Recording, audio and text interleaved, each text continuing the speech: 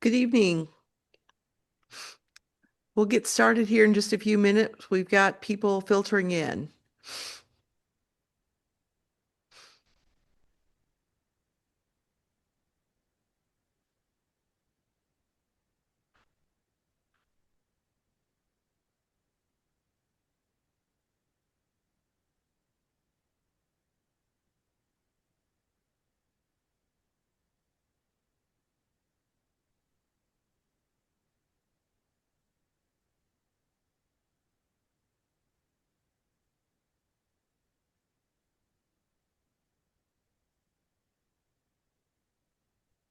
So good evening. We're going to go ahead and get started. Um, my name is Julie Dalton, and I have the honor of serving as the National Venturing Committee Chair. This evening, we're going to talk about demystifying venturing's tier activities. We typically get a lot of questions regarding that. So just a few housekeeping items before we get started.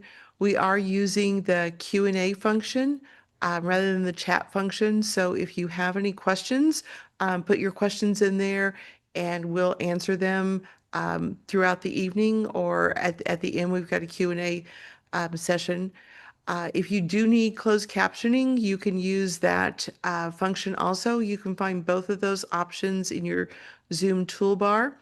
We are recording the message or this Zoom session, and after in the next day or two, probably by Friday at the latest, we'll have this posted on the Venturing Facebook pages in our social media, so watch for that. And then, as always, if you have questions after the meeting, you can go to the Venturing section of the website and click on any of the ask us, and it'll send us an email and we'll get those questions answered for you. So without further ado, I'd like to introduce tonight's panelists. So tonight we've got three of our council service advisors, and I'd like each of them to go ahead and introduce themselves. So Bob, I'll let you take it away. So Bob Avey from the Shenandoah Area Council. I'm the advisor for CST 12. Bonnie Shoemaker. I am the council support person for CSA 13. I am from the Columbia Montauk Council in Pennsylvania. And I'm Ella Ozier from the Potawatomi Area Council in Wisconsin, and I am the advisor for CST 6. So with that, I'll let you guys take it away. Well, thank you for the warm welcome, Julie, and the opportunity to share about venturing tiers. To put this perspective, we asked ourselves, why is this topic important for each of us? So in my case, I'm asked frequently for the confirmation of which tier should a specific adventure be, usually from newer advisors. But I'm also asked about the tricky situations.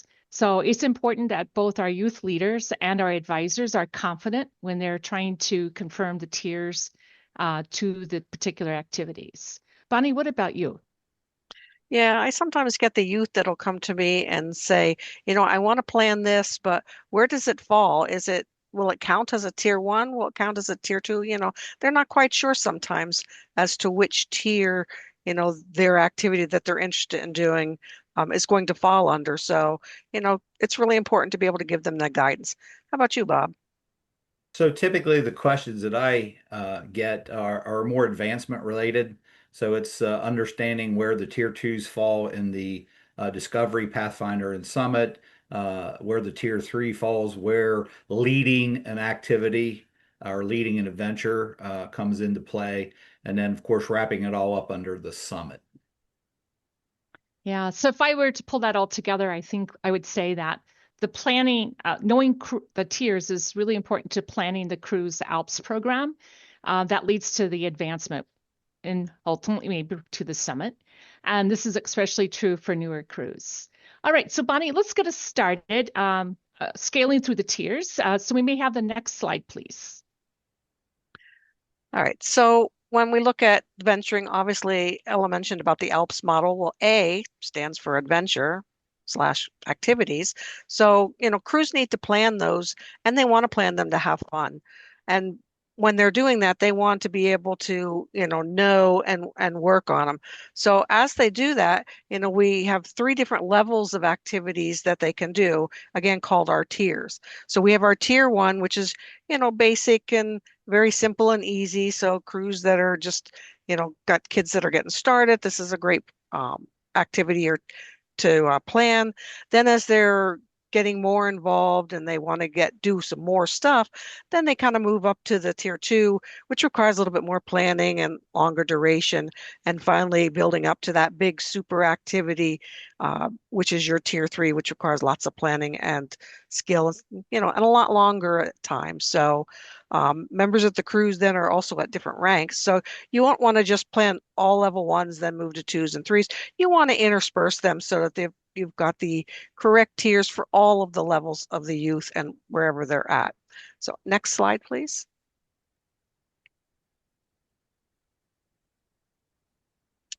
All right, so the tier 1. So this is your basic, activity where there's little to no prep, no skills or very little skills required. It's one of those great things where you can just throw it together and say, hey, how about the next meeting we go bowling? Or how about we have a movie night? Or, something just really quick, simple, not a whole lot of things. These are great activities to invite, have the crews invite their friends. These are great joining ones because you want them to have their friends come to something that you're having fun with. So then they can decide, oh yeah, I want to be part of that program. So this is your simple one, quick. It's, usually a day or a couple hours, can also be things like, hey, the flower beds here at our charter org has got a lot of leaves on it. It's spring. Let's do that as an activity, just something really quick and simple. So next slide. All right, let's talk about tier 2. They fall in the middle of that spectrum. They require some prep and sometimes new skill sets, and they're usually 2 to 3 days in length. And so as part of that, they sometimes take us outside of our normal activity, normal routine. So we might do a weekend canoe trip. We may go camping.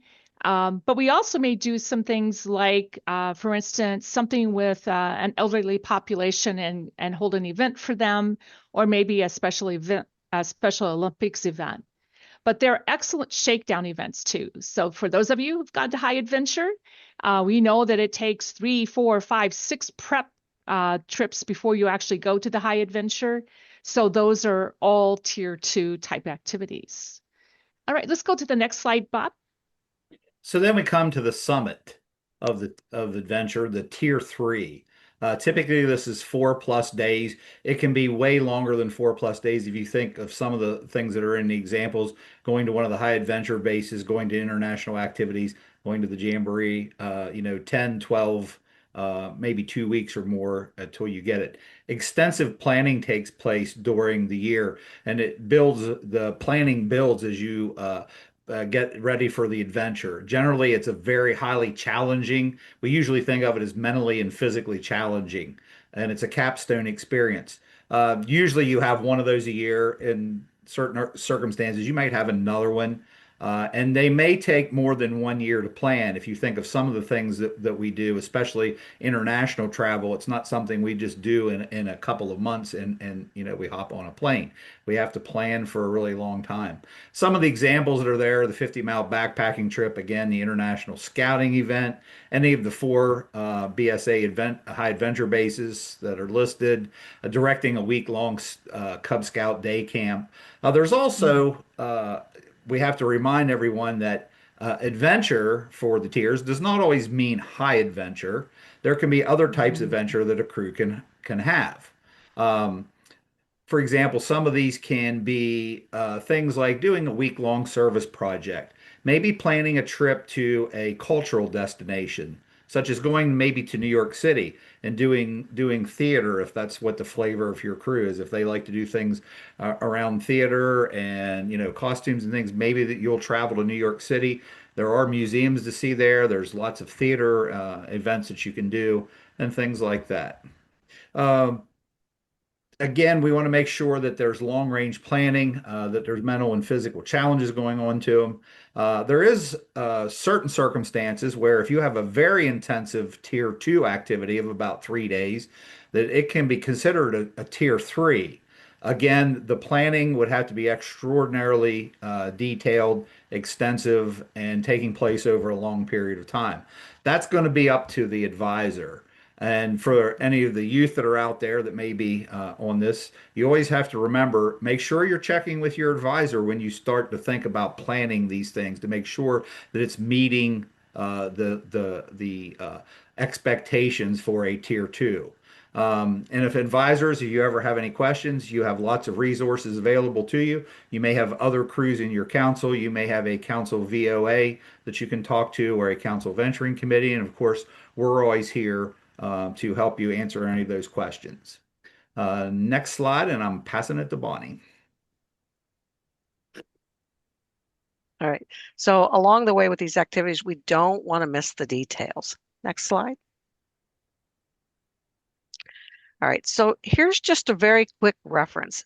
So if you get a chance, this is what you can take and look back on to kind of help you determine which your tier level is. Because basically each one has a specific duration or estimated duration. They each have a different level of planning. They all have, can have different skill levels. And, obviously for the ventures, we want to, there's a comfort zone, involved as well. And then, what's the purpose of them? So this is a great matrix to give you quick reference as to, we want to plan this, let me see where it falls in, or we want a tier 2, what do I need to do to, levels, things that I have to do to get there. Next slide, please. All right. We also want to clarify here that a tier 3 does not have to be an outdoor element. As Bob said, you could go to, let's say you want to plan to go to Washington, D.C. and see all the sites there. There's many monuments to see. There's lots of museums to see. You don't have to actually camp. You could just, get a hotel in the area and go do these different activities day by day. As long as you're going, doing the, and again, it is a great planning thing to organize that because some of these things have fees you got to look at. And so again, making sure that understanding that your tier 3 doesn't always have to have outdoors. So next slide. And then of course, as we go through here to get to your summit, you need to end up with 7 adventures across the ranks. And as a reminder, each crew member has to serve as a leader for one of these. However, that they don't have to serve as leader for one in the summit. They don't have to wait that long. Maybe when they're planning something when they're at Discovery or Pathfinder, they can also be a leader for those adventures as well. And those can count as their leadership. And they don't have to always wait until they get to the summit. Again, it just depends on how the activities roll and how many people have in your crew. And then just remember that as we're looking at the actual ranks in venturing, venturing is your joining rank. You've got your Discovery is your participation, and having fun. Then you have your Pathfinder, which is where they start, becoming a leader. And then when they get to the summit, they're supposed to be working on their mentoring. So they want to mentor another youth to help plan an activity. So it all, flows together. Next slide. And then along the way, every adventure you have, you should always have your ventures keep a little log as to, what did they do? What, did they like? What didn't they like? Anything that was interesting that they saw or heard along the way.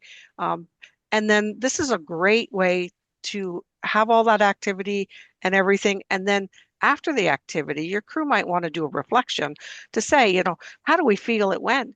Did it go well? Did it not go well? And if you keep track of that, maybe the next time you've got a crew member that says, I want to do a trip like that, they can look at the reflection and say, oh, well, here's some of the challenges they have. We can now plan to avoid them on our next activity. So remembering a log is really good. Plus, youth really like to look back at what they did. I've taken trips and said, oh, I wish I would have kept a log because I forgot what I did, So good way to encourage them to do that. Next slide. And then here's just a couple examples. A council camp out can be a tier 2, 3 days, can do different things. And then, again, we said about the DC museum tour could be a 3-day, depending on how they plan it. So, all right, next slide. All Pass that on. right. Yeah, so I hope everybody's been listening to the details and maybe took a little snapshot of that chart, because now we're going to do a field test. And our goal really is to help you look at some example scenarios and then decide which tier it is. So we're going to warm up with, I'm going to say, some pretty easy ones. There will, on the next slide, we have 3 different scenarios. And what we'd like for you to do is in the Q&A session, we'd like for you to indicate in order what the tiers are for these 3 scenarios. So the first one, hosting a 2-hour escape room for local Cub Scouts. The second scenario is a 5-day out-of-state trip to an art festival. And the last one is that someone in your crew has invited a local firefighter to speak at the crew meeting. So in your Q&A, everybody go, and it's in your bottom tray of your Zoom. It'll say Q&A with a little question mark, and put them in the order that you think they should be. We're getting some good answers here. Yep, I can see that. Yeah.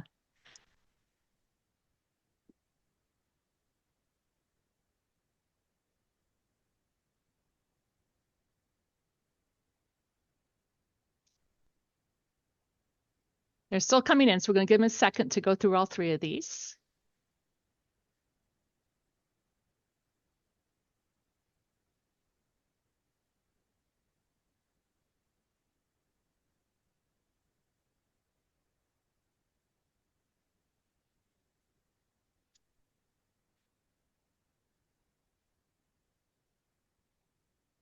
Still coming in. Excellent.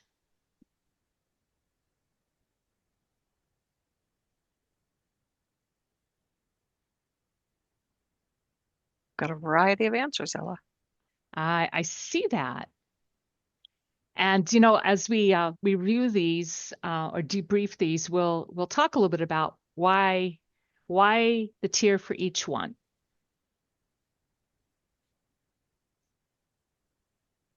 Is it slowing down? I can't quite tell. All right, let's go ahead and go to the next slide.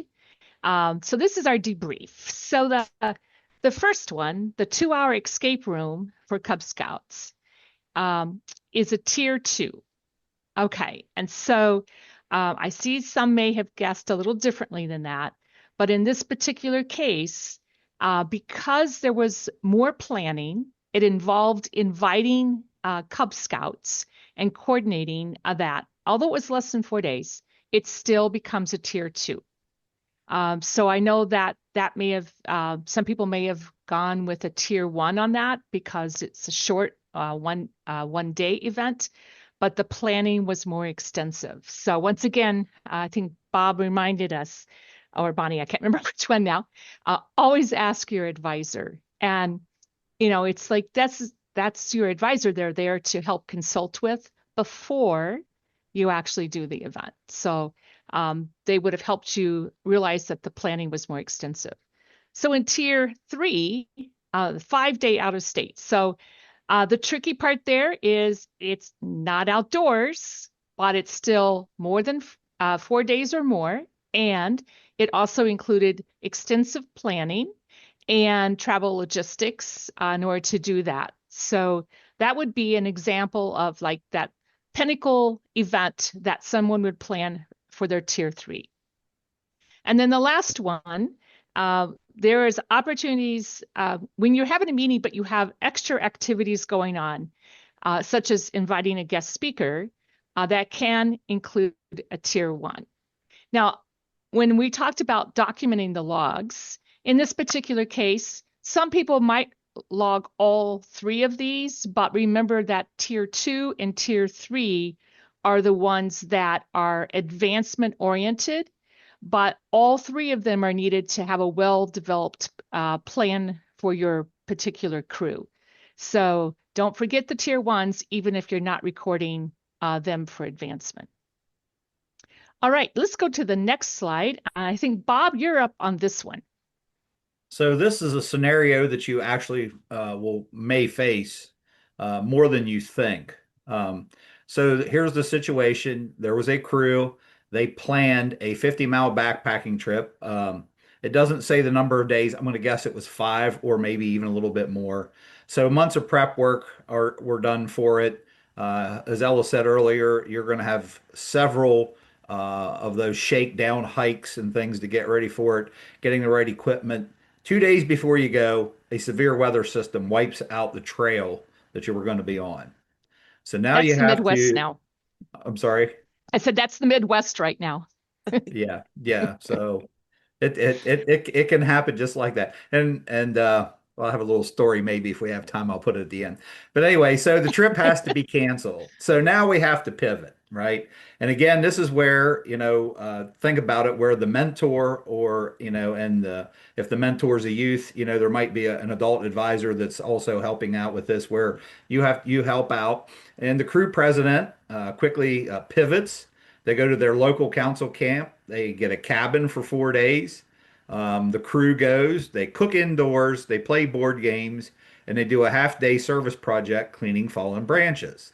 So now this scenario, the question is for you that are out there, does this still count as a tier 3 adventure? So you can just answer yes, or put tier 3 in the Q&A, or put no, or to tier 2 in the Q&A, and we'll see what happens.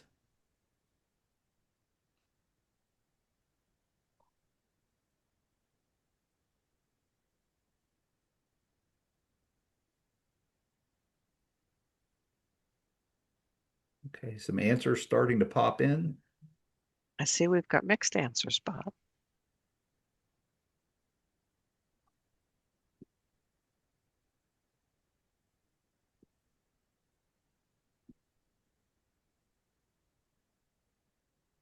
Still more coming in. Good idea. Good idea.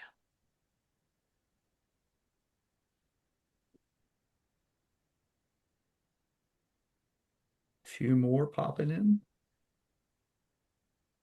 I have to keep scrolling down. We're seeing, I'm going to say we're getting a variety. I forgot how to dismiss them. Sorry, guys.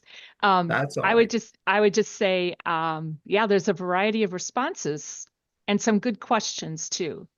Yes, absolutely. And these are things we could that are good to bring up when we have things and meet in person, or like when we have our monthly territory calls that most of us have. It's always a good place to bring up. Okay, So so let's somebody wants to know about the service project, if it's extensive, if that makes a difference. That's one of the questions. absolutely, absolutely. Okay, so let's go ahead and go to the next screen. Oops. So, debriefing. Okay.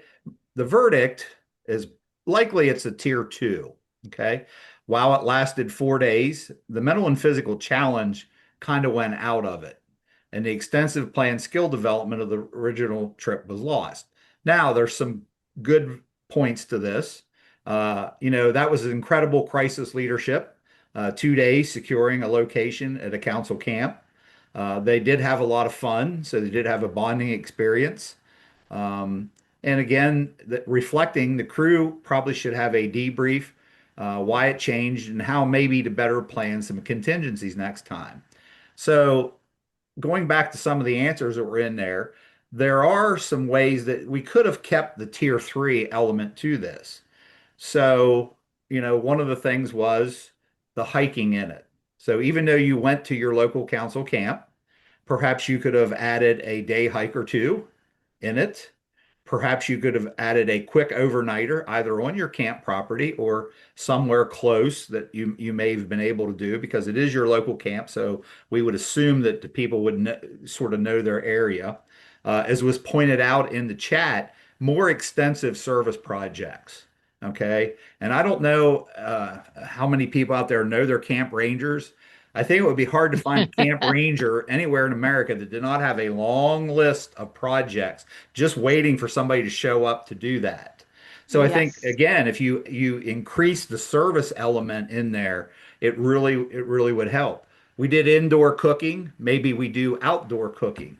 Mm. Maybe we do, some hikes around the camp property.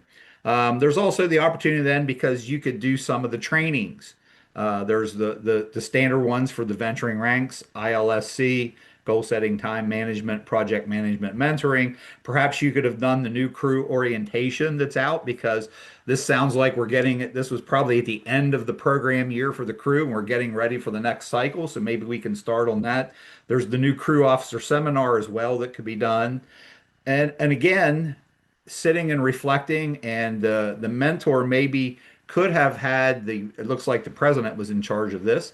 Could have, Mhm. sort of challenged in a reflection for the president. Even though we're here and we have sort of a light plan of action now, maybe there's some things that we can do to still salvage a tier three even after we got to the council camp. So the other thing that would come into this with the reflection is, and again, this is where the mentor or the an adult advisor may be able to say, well, perhaps next time we should have planned an alternate route on a different trail or even an alternate route on the same trail. Um, so, like where I live, I'm fortunate. We live almost on the intersection of the Appalachian Trail and the C&O Canal. So, the Appalachian Trail, for people that maybe aren't aware, it's over 2,000 miles long. It starts in Maine and ends in northeast Georgia. The route goes right here. Again, if you may have some local resources or you may have resources within your crew, you could have maybe come up with pivoted to a different part of the trail and still salvage that activity. So, or maybe you picked a different trail to do it on. So there's some other, there's some things that comes in and like that. And I think one thing that struck me when we actually came up with this presentation was, for those that remember, 2018, we had a devastating wildfire went through Philmont, and Mhm. literally dozens and dozens and probably several hundred Trek crews, whether they were scouts, venturers, or sea scouts, they suddenly had no tier three activity that they had probably been working on. So again, some of them pivoted to other high adventure bases, some of them pivoted to other activities, and some pivoted to, if for those that remember, venturing fest. So there are ways to do Mhm. that. And again, what we always remember is it's the advisor's discretion, whether this is a tier two or tier three. So for advisors, you have to remember the mental and physically challenged and sort of the scale and the scope of the activity. Okay, let's go to Yeah. the next slide. So, yeah. Oh, So sorry, go Bob, ahead. yeah, just to comment on this one. So, I think the crew president did a great job of pivoting, but I think here the advisor is a key person. By asking curious questions, I think that an advisor could probably have moved the crew to a tier three, right? So Bob gave several suggestions how to do that. And so I know it's youth led, but asking good questions can sometimes pique the interest because who wants to throw away the planning of a tier three, right? Once a year, like, no, don't do that. So figure out a way that you can do that.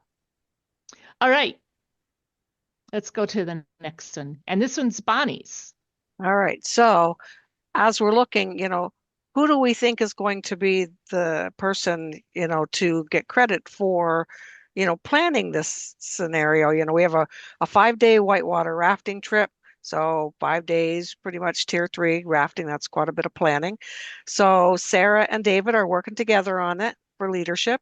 So Sarah says she's going to manage the books, she's going to book the river guides, and she's going to organize the transportation. Well, David, he's better at handling the meal planning, and he says, I can be the safety officer during the trip. So, what do you think? Do you think both of these two youth can count this as their leadership for an adventure, or do you think only one or the other? Put that in the Q&A and we'll see what we get.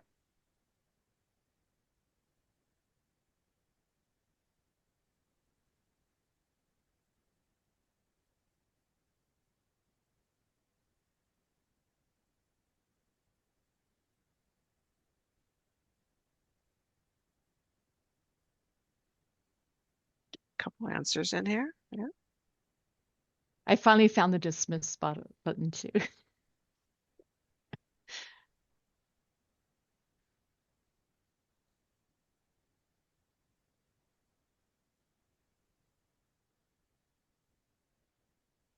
We talk about having to pivot. We're under severe storm warnings again here where I'm located. Last night we had a tornado touch down about 2 miles away. So I am watching out of the corner of my eye for my contingency plan. All right. Looks like we've got, quite a couple different varying options. Let's go ahead and see what we think. Next slide, please. All right. So basically, they both divided the work pretty evenly. Both had planning parts of it and things that they took care of. So yes, they can both get credit for the leadership. Again, you want to make sure that you're dividing it fairly and not one person's doing one thing and the other person's doing 6 things. So you want to make sure that it's a balanced division of the work that needs to be done, and that again, with the tier 3, it can be a lot of work. So it is a good opportunity to, if you have 2 youth that are interested in working together on that. And then you just want to make sure that when you get to the reflection that, they're both leading that part of that reflection, because again, it was a combined activity. They both had input. They both want to, see how people did and everything like that. So what do you think, Ella? So, it's I always say that it's great if they're going to have shared leadership, that they actually work together, define that, and then propose it to the advisor. It's going to always be my answer. Talk to the advisor first, though. All right. So I think we're on to next. I think that's So, all right. yeah. So we do have a few questions in here. I'm just curious, how many, there's a lot of questions about National Jamboree. So how many are going to be at the National Jamboree? Raise your hand. Who am I going to see there? Okay, lots of people. Great. Okay, so one question is taking ventures to the National Jamboree for the full session a type 2 or a type 3? Who would like to answer that question? Or start the answer at least? Well, my personal thing is I would count it as a tier 3 because again, it's a lot of planning. It's a week long, well, it's 10 days long and all of that. So, and there's nothing stating that you can't have a tier 3 where a youth didn't do a lot of the planning. Although I'm sure they were involved in making sure that they were, got the right equipment and stuff like that. So, that's kind of like where I would go. What do you think, Bob? Yeah, I would agree with you. There's extensive things that goes into planning and going to the jamboree. Again, our venturing youth really take that to heart on things like this, and they'll really plan. They'll have it worked out. They'll probably plan what programs they're going to do what particular day. So again, going to the jamboree, I definitely would consider it a tier 3. Yeah, I would agree. And if we look, for instance, I know someone that went to Z-Base, and at Z-Base, there's lots of different options for your program. But the person who planned that activity got consensus and decided which program would be done each day, as well as like what gear they needed to take with them as they were going to that program, as well as all the travel to and from to get to Z-Base for those of us who are not out in the Southwest. So I think it's a great opportunity, but they do need to meet that planning criteria. So a little bit of a flip on here. So if someone is going to be staffing at the National Jamboree, which tier would that be?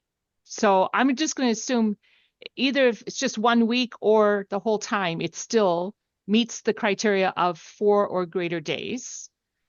So Bob, what are your thoughts if you're staffing on the National Jamboree? Well, and I know Julie will laugh on this too, and so will Bonnie. If you ever staff, and I guess Ella, if you ever staffed the National Jamboree, it is definitely mentally and physically challenging. Yeah. And absolutely. And yes, I think that would meet the criteria of it. Depending on your staff assignment, what you get on paper is your staff assignment, and what you actually end up doing to fulfill the mission of where you are is way above what actually is on the paper. Hey So I Bob, definitely. just a quick there is a tornado on the ground in Elkhorn. So if you're near that area, please take shelter. Elkhorn what? Elkhorn, Uh Wisconsin? yes.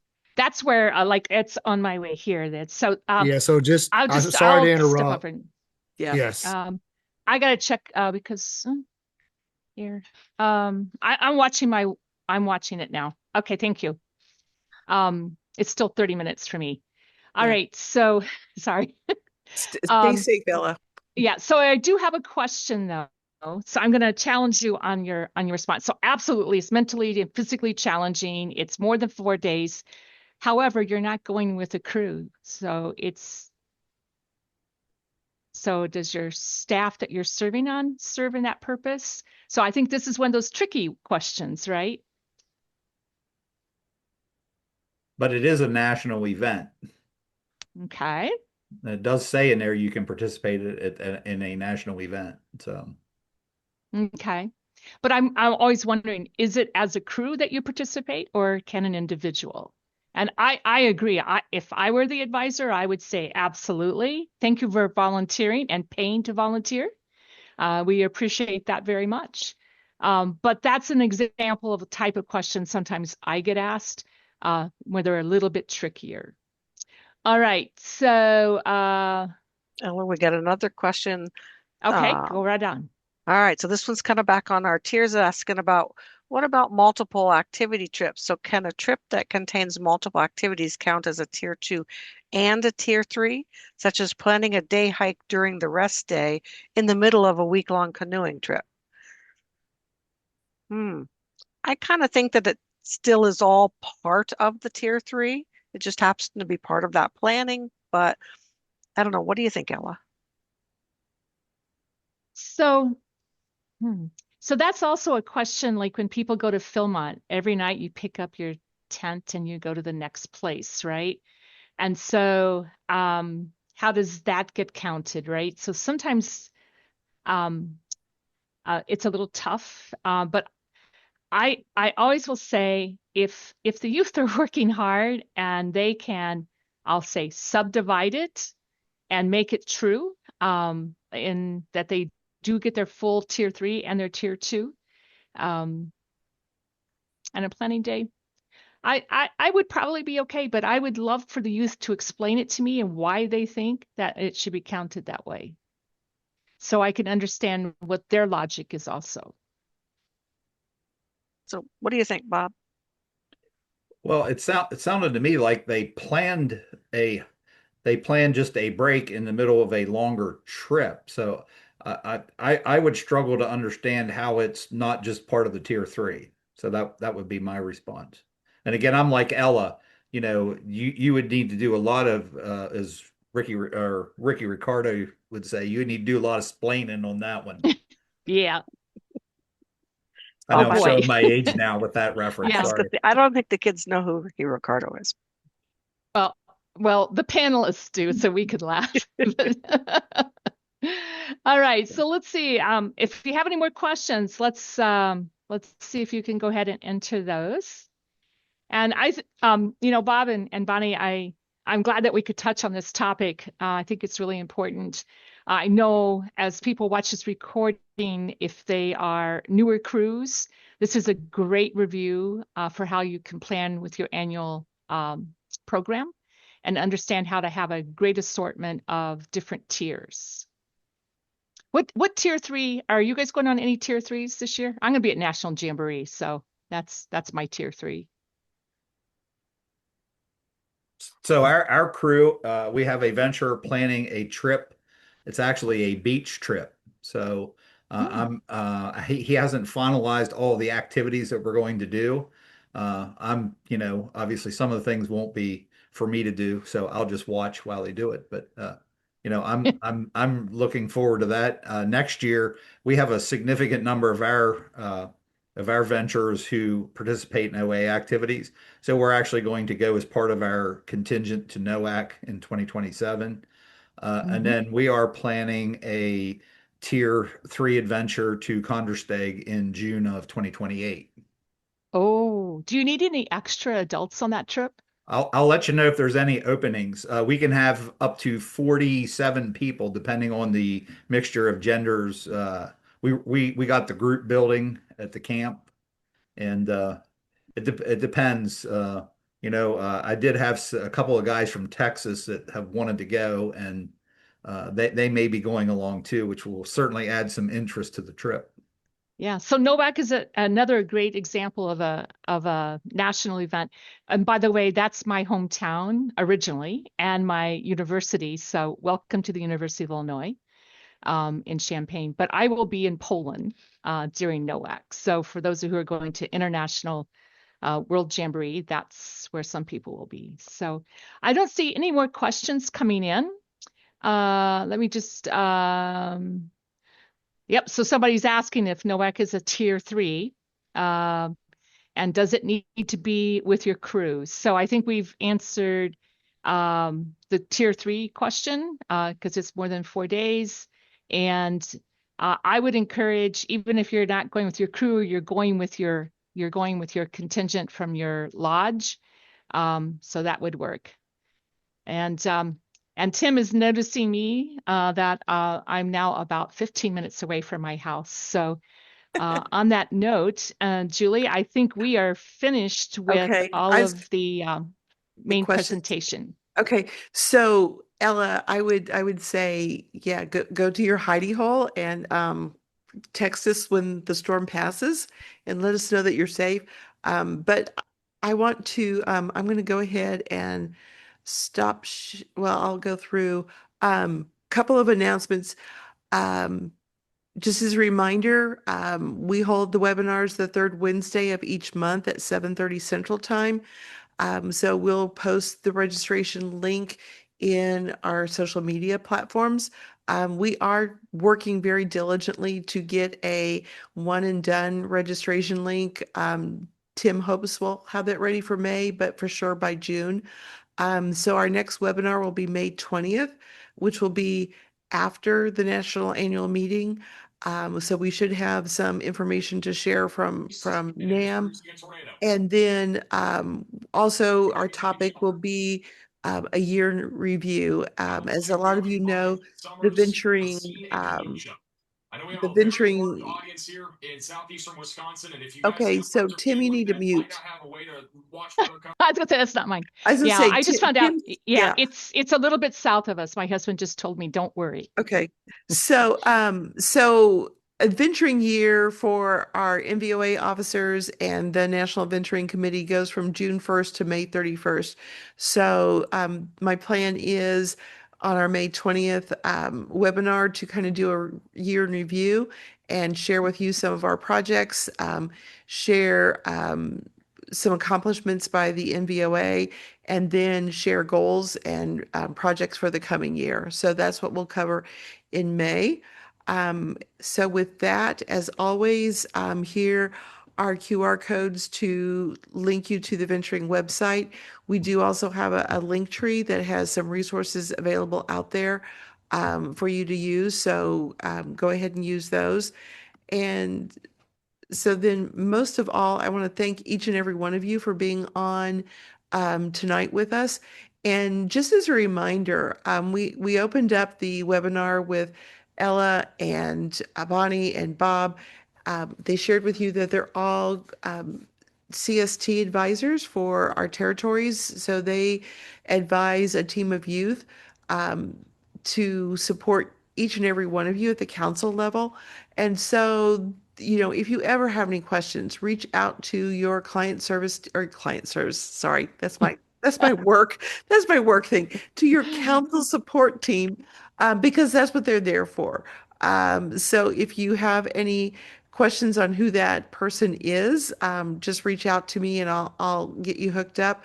Each and every one of our territories, as I think Bob mentioned earlier in the presentation, does hold a monthly call where they invite all the the councils to attend. Your council may or may not have a VOA, but anyone is welcome to attend those calls. I don't think any of the CST advisors would turn anyone away from attending one of their calls, their monthly calls. And so they're meant to be informative, to pass information down to council level so you can stay informed. So with that, again, I want to thank everybody for their time tonight. We are recording this, so we'll have it posted a few days. And we also have a few slides that we did not include, and we'll get those posted on social media also. So if you want to take those and use those in your crew, maybe as a teaching aid for your crew discussion to figure out whether it's a tier 1, 2, or 3 activity, we'll share those with you via social media also. So with that, I'm going to stop sharing and stop the webinar.